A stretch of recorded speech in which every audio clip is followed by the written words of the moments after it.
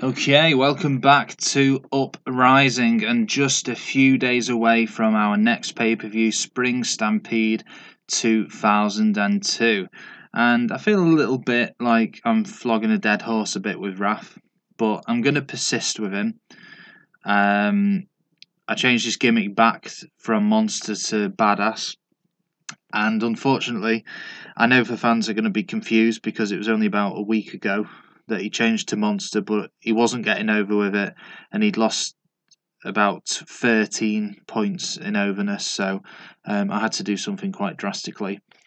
Conan, I don't think there's much of a future for him in WCW, so he's going to sort of job to Raph, and I'm hoping it'll go down well. We want to hype up a lot of feuds as well, ready for Spring Stampede, because we've not had too much time with a few of the main feuds taking longer than expected. Sting and The Wall are feuding. Sting has got his interview slot here.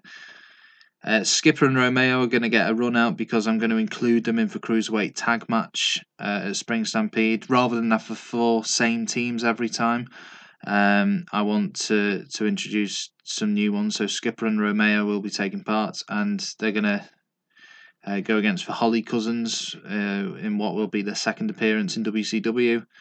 Jindrak and O'Haire cutting a promo on the Impact players.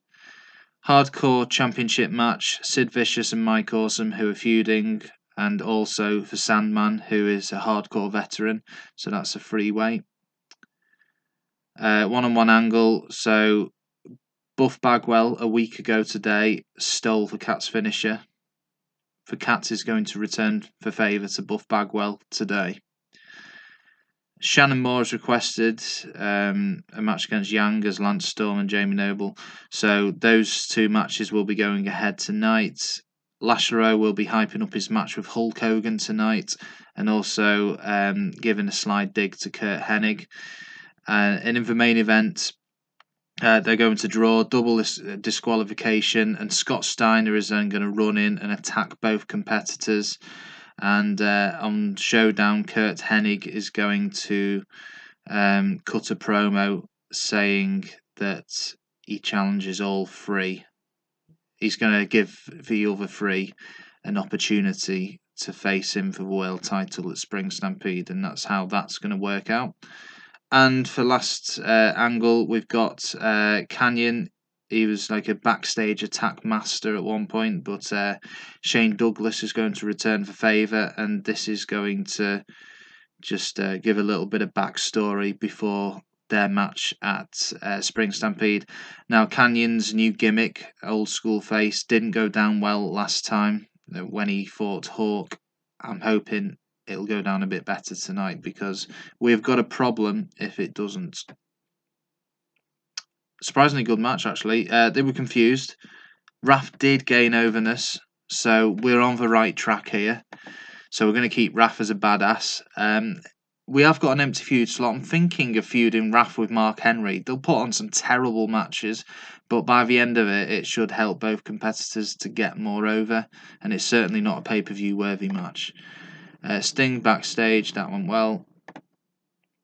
Skipper Romeo, Holly Cousins, good match there. I'm pleased now. I wish I'd done it before, signed for Holly Cousins, but it's better late than never. Jindrak and O'Haire backstage, never been the best on the mic, but maybe they should have a manager. In fact,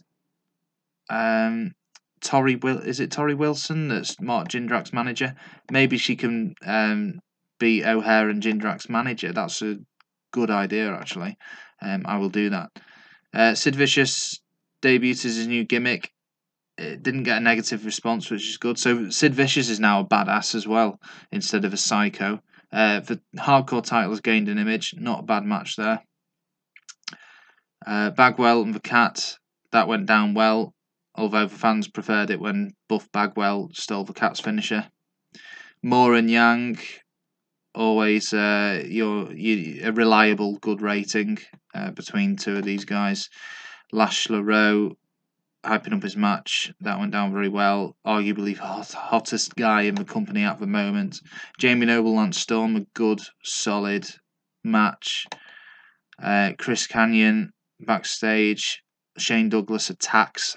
That went down well. And for main event, overall, a good rating. The crowd absolutely loved it. Of course, the quality wasn't great, but we're not expecting that. So, what happens? He tries to separate the two grapplers, gets knocked over, trampled on as they brawl. Double DQ. Scott Steiner has grabbed a chair. Hogan walks over and gets floored with a hard shot. LeRoux also takes a hard shot. Popper Pump has laid everybody out. Fantastic way to end a show. 76%. Really happy with that. That was a really good show, actually. 5.49 for ratings are going up. Very positive. Noble and Storm work well together. Hardcore Holly was working too stiffly. Is it worth having a look at the unhappy workers? Oh, Lance Storm's gone up to 10. Sting's still at 11. Shane Douglas top draw. Buff Bagwell and for Cat, that's not going to be ready to be ended, I don't think, by pay-per-view night. And they got 5.8, so we are not far behind at all from SmackDown.